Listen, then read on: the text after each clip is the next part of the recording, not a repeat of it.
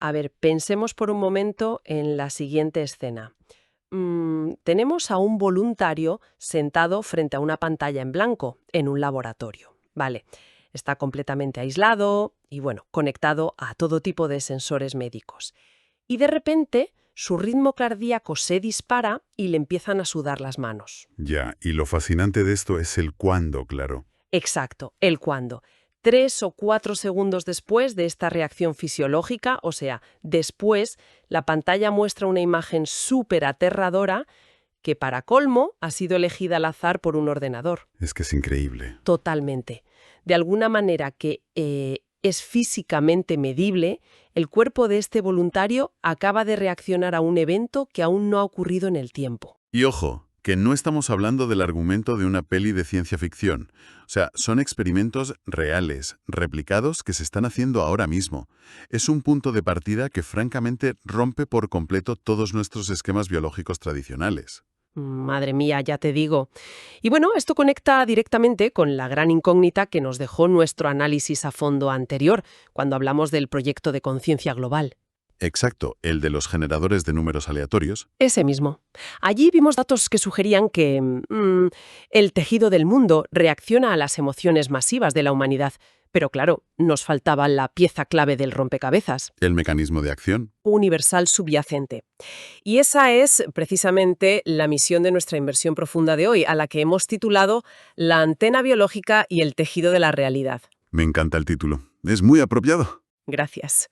Bueno, la cosa es que al cruzar montañas de datos de neurobiología, de astrofísica y física cuántica, empieza a emerger un panorama que es fascinante y muy esperanzador. Sí, la verdad es que da mucha esperanza ver que la ciencia empírica está investigando cosas que antes, bueno, se consideraban puramente místicas, ¿verdad? Totalmente. Sugiere que esa separación física que sentimos, la idea de que nuestra mente se acaba justo donde termina el cráneo, pues podría ser una ilusión funcional. Pero a ver, vamos a desgranar esto poco a poco. Venga, vamos a ello. Porque para entender cómo nos conectamos a esta inmensa red, creo que primero hay que entender qué es lo que nos mantiene tan desconectados en nuestro día a día. Y revisando los ensayos clínicos recientes con psilocibina, queda clarísimo que tenemos una especie de, no sé, de cortafuegos en el cerebro. Pues sí, un cortafuegos anatómico súper específico, de hecho. En neurociencia, a esto se le llama la red neuronal por defecto. La famosa RND. Esa es, esencialmente, es el hogar neurológico de lo que llamamos el ego, o el sentido del yo. Es, a ver cómo lo explico, ese ruido de fondo constante. Ya, la vocecita que no calla. Exacto. La voz mental que está siempre rumiando sobre el pasado o montándose películas de ansiedad sobre el futuro. Y lo que revela la investigación clínica con compuestos como la psilocibina, que es el principio activo de ciertos hongos, es que estas moléculas se adhieren a los receptores de serotonina y provocan, literalmente, un apagón temporal de esa red. Wow. Es que mira, yo me lo imagino como si nuestra mente cotidiana fuera la superficie del océano en medio de una tormenta brutal, ¿vale? Me gusta esa imagen. Claro. Entonces el ego serían esas olas incesantes, el viento caótico y el ruido súper ensordecedor. Y mientras esa tormenta esté ahí arriba, a ver, es biológicamente imposible percibir las corrientes profundas que conectan todas las aguas. Totalmente. Entonces, al apagar la red neuronal por defecto, la psilocibina es como un interruptor que, de golpe, calma toda la superficie. Es una metáfora buenísima y además ilustra muy bien lo que en psiquiatría clínica se denomina la disolución del ego. O sea, cuando este pequeño dictador neurológico se silencia, áreas del cerebro que normalmente jamás intercambian información, de repente empiezan a dialogar. ¡Qué fuerte! Sí, crean vías neuronales totalmente nuevas. Y de pronto, la persona experimenta una sensación abrumadora de unidad con su entorno. Un estado que, fíjate en esto, a los místicos y monjes les cuesta décadas alcanzar mediante meditación súper rigurosa. Claro. Y por eso en los laboratorios modernos ya ni siquiera usan la palabra alucinógeno, ¿no? Exacto, no, ya no. Ahora se usa el término enteógeno, que significa literalmente generar a Dios en el interior. Es que Estela. Y bueno, instituciones como la Universidad Johns Hopkins están usando este mecanismo ahora mismo para tratar depresiones resistentes.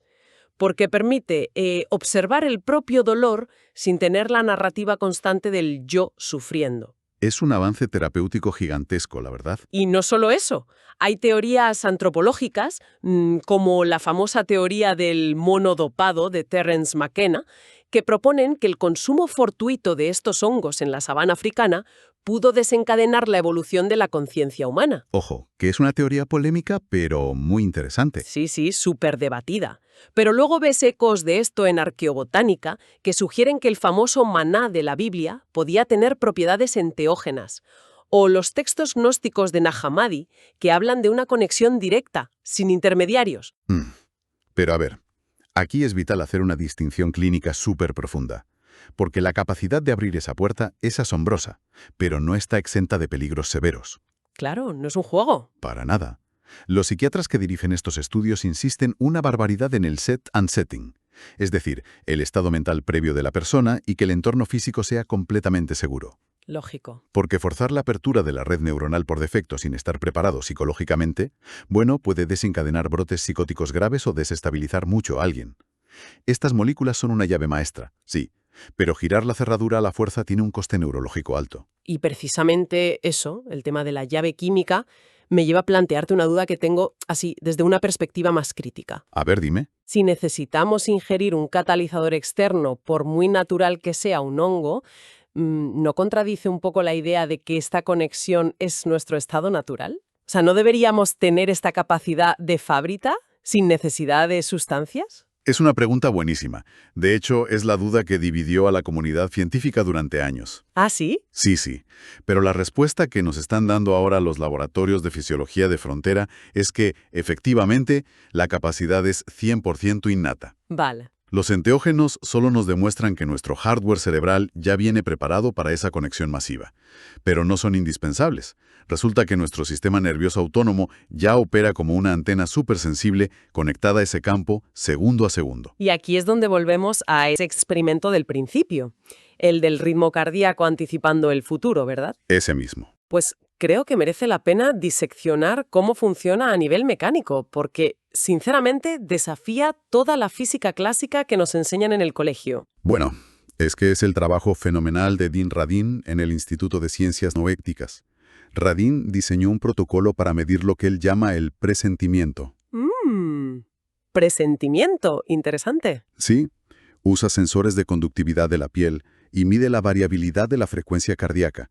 O sea, herramientas médicas ultra precisas para detectar cambios enanos en el sistema nervioso simpático. Sientan al sujeto frente a la pantalla con imágenes aleatorias. Sí, las que decíamos antes, que algunas son súper relajantes, paisajes y tal, y otras son perturbadoras o muy eróticas. Buscan un impacto emocional súbito. Exacto, buscan un pico de estrés. Pero espera, déjame hacer de filtro escéptico un momentito. Adelante. Si a mí me encierran en un laboratorio, me llenan de cables y sé que en cualquier momento me va a saltar una imagen horrible en la pantalla, a ver, mi cerebro reptiliano va a estar en alerta roja constante, ¿no?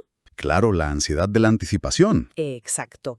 Entonces, ¿cómo saben los investigadores que es una anticipación del futuro real y no simplemente que el voluntario está hipervigilante y sudando de los nervios? Pues mira, es la crítica fisiológica más lógica, y fue la primera que Radin tuvo que desmontar. Y la respuesta está en lo específica que es la curva de los datos que recogen. ¿A qué te refieres? A que el cuerpo no muestra un estrés constante.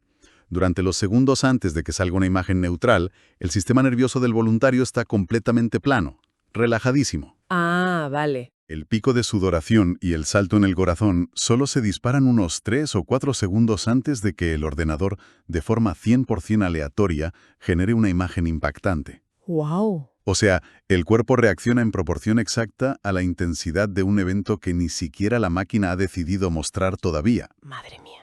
Es que el cuerpo está literalmente escaneando una onda de probabilidad temporal. Eso es. Es como esa típica presión instintiva en el estómago que te hace frenar el coche un segundo antes de que otro se salte el semáforo. Justo, ese instinto de supervivencia profundo. Pero claro, si el sistema nervioso funciona como una antena para sintonizar el tiempo a corto plazo, la siguiente pregunta lógica es, ¿también sintoniza el espacio? O sea, si detecta el futuro, ¿puede detectar intenciones invisibles de otra gente a nuestro alrededor? Y aquí, al saltar del tiempo al espacio, nos metemos de lleno en el terreno de Rupert Sheldrake, un biólogo de Cambridge famosísimo. Sí, el de la resonancia mórfica. Ese. Él lleva décadas diciendo que la naturaleza no va solo de leyes físicas, sino de una especie de memoria colectiva.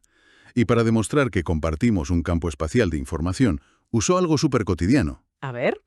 La sensación física de que alguien te está mirando fijamente por la espalda. Ah, claro, la típica mirada en la nuca. Es que todos hemos sentido eso, ¿no? Ese chispazo en el metro que te hace girar la cabeza y justo te cruzas con alguien mirándote. Pues sí, y Sheldrake quiso medir eso empíricamente. Hizo un ensayo donde un receptor se sienta de espaldas con los ojos vendados, y detrás, a cierta distancia, un observador. Vale. El observador lanza una moneda, si sale cara, clava la mirada en la nuca del receptor durante 10 segundos. Si sale cruz, tiene que mirar hacia otro lado y pensar en sus cosas. Y el receptor tiene que adivinar si en ese momento le estaban mirando o no. Bueno, pero en el mundo de la ciencia materialista pura y dura, si quieres demostrar que hay un campo de comunicación invisible, a ver, más te vale tener unas estadísticas a prueba de bombas. No vale con acertar de chiripa 3 veces. No, claro que no. Y las estadísticas que sacaron son demoledoras para los escépticos. Hicieron decenas de miles de pruebas. Separaron a la gente con cristales, incluso en habitaciones distintas usando cámaras de televisión cerradas. ¿Y qué salió? Pues la tasa de acierto fue tan alta que la probabilidad de que fuera azar era minúscula. Hablamos de una significancia estadística con un valor P inferior a 0,05. ¡Guau! Para ponerlo en perspectiva, ese es el mismo umbral de rigor que piden los gobiernos para probar que un medicamento nuevo funciona y no es placebo. O sea que si la sensación de ser observado fuera un ibuprofeno, ya lo estarían vendiendo en todas las farmacias. Exactamente. Es flipante ver la fricción que hay entre esta ciencia de frontera y la academia tradicional, ¿eh? Parece que da miedo aceptar que la consciencia no es solo, no sé, el humo que suelta el motor del cerebro. Totalmente. Me recuerda muchísimo a los astrónomos de la antigüedad, a los que llamaban herejes por atreverse a decir que la Tierra no era el centro del universo. El paralelismo es clavado. El materialismo asume que terminamos donde acaba nuestra piel, pero lo que proponen estos campos de Sheldrake es que nos extendemos hacia el entorno, entrelazándonos con los demás. Claro. Pero a ver, para que tanto lo del presentimiento como lo de la mirada en la nuca sean posibles, tiene que haber una infraestructura física en el universo que permita esa transmisión de datos sin cables. Y ahí es donde la biología encaja con la física pura. Porque, a ver, no estamos hablando de magia, sino de mecánica cuántica. Y aquí, irremediablemente, chocamos con los experimentos del Instituto de Ciencias No Éticas que decíamos antes. Fundado nada menos que por Edgar Mitchell, astronauta del Apolo 14. Sí, y la historia de Mitchell es que es vital. Cuando volvía de la Luna, al ver la Tierra flotando en el vacío, tuvo el famoso efecto perspectiva. Un momento increíble. No fue solo quedarse asombrado por las vistas, fue una alteración cognitiva profunda. Comprendió de forma visceral que el universo entero era un organismo vivo y montó el instituto para llevar esto al laboratorio. Exacto. Y uno de sus experimentos más increíbles fue coger el famosísimo experimento cuántico de la doble rendija, pero usando la mente humana como variable. Vale, para dar un poco de contexto rápido a quienes nos escuchan, el experimento clásico de la doble rendija demuestra que partículas de luz, los fotones, se comportan como una onda de posibilidades matemáticas hasta que una máquina los observa. Sí. En el momento en que se miden, esa onda de probabilidad colapsa y la partícula se hace física en un punto concreto. O sea, medir algo cambia la materia. Pero lo que hicieron en el instituto fue quitar la máquina y poner a meditadores. Eso es. Metieron el sistema láser en una sala blindada electromagnéticamente y pusieron a los meditadores lejos, a veces a miles de kilómetros. ¡Qué barbaridad! Y les pidieron que cuando el ordenador diera la señal, enfocaran su atención puda hacia el aparato, visualizando por qué rendija pasaba la luz. Y los sensores registraron que, durante esa concentración mental, el patrón de los fotones se alteraba significativamente. Es que es un concepto titánico. Intentando visualizarlo sin usar analogías raras de ordenadores, yo me imagino el universo como un telar enorme, ¿sabes? A ver. Un telar que no está hecho de engranajes rígidos que ya están decididos desde siempre, no. Es un telar lleno de hilos de probabilidad sueltos, vibrando. Y lo que nos dice este experimento es que la atención humana es la aguja de ese telar. Qué buena imagen, sí. Nuestra observación, nuestras creencias más profundas, deciden qué hilo cuántico se cruza y se peje para convertirse en la realidad física que tocamos. Es una analogía preciosa y además cuadra perfectamente con la física cuando metemos el entrelazamiento cuántico.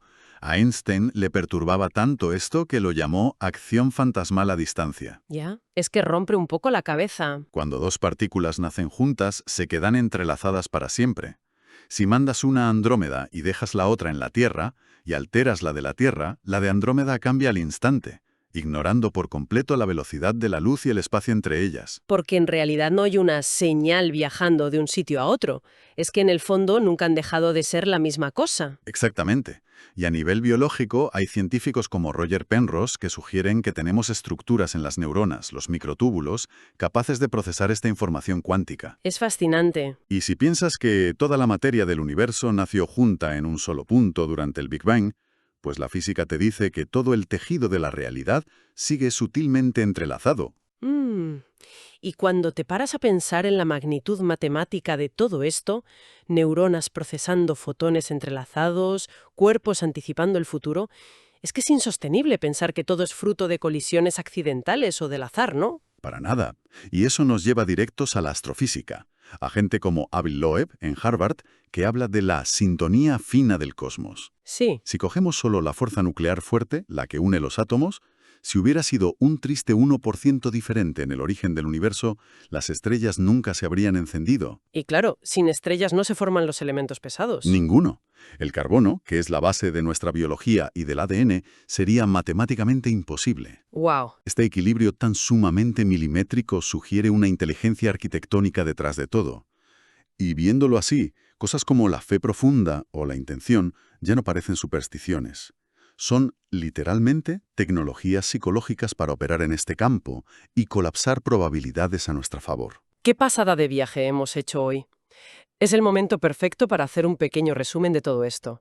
Hemos derribado la idea de que la consciencia se queda encerrada en el cráneo. Completamente. Empezamos con los enteógenos silenciando el ego. Luego vimos cómo el cuerpo es una antena que lee el futuro milisegundos antes. Pasamos por los campos morfogenéticos que nos conectan a los demás y acabamos en la cuántica, viendo que la intención altera la materia. Y la conclusión de toda esta ciencia es transformadora. Siempre nos han vendido que somos criaturas frágiles en un universo mecánico y frío, pero los laboratorios nos dicen que tenemos una infraestructura biológica diseñada para ser participantes activos. O sea, somos el propio tejido de la realidad experimentándose a sí mismo. Es un cambio de paradigma brutal. Y tirando de esa idea de la mente como algo que colapsa probabilidades cuánticas, quiero dejar en el aire una reflexión final para quienes nos escuchan. A ver. Si en un laboratorio cerrado la atención de unas pocas personas puede alterar las partículas subatómicas, ¿qué pasa cuando millones de personas enfocan a la vez su terror, su indignación o su esperanza hacia el futuro? ¿Estamos solo reaccionando a las noticias o estamos, ahora mismo y a nivel global, esculpiendo la siguiente etapa de nuestra evolución sin siquiera darnos cuenta? Es una pregunta colosal. Y creo que nos debería hacer pensar muchísimo en dónde elegimos poner nuestra atención todos los días. Sin duda. Y con esa invitación a ser arquitectos conscientes, lo dejamos por hoy. Ha sido una exploración alucinante por las corrientes invisibles que nos sostienen. Gracias por acompañarnos en esta inmersión profunda y nos escuchamos en la próxima. Prestad mucha atención a ese tejido invisible.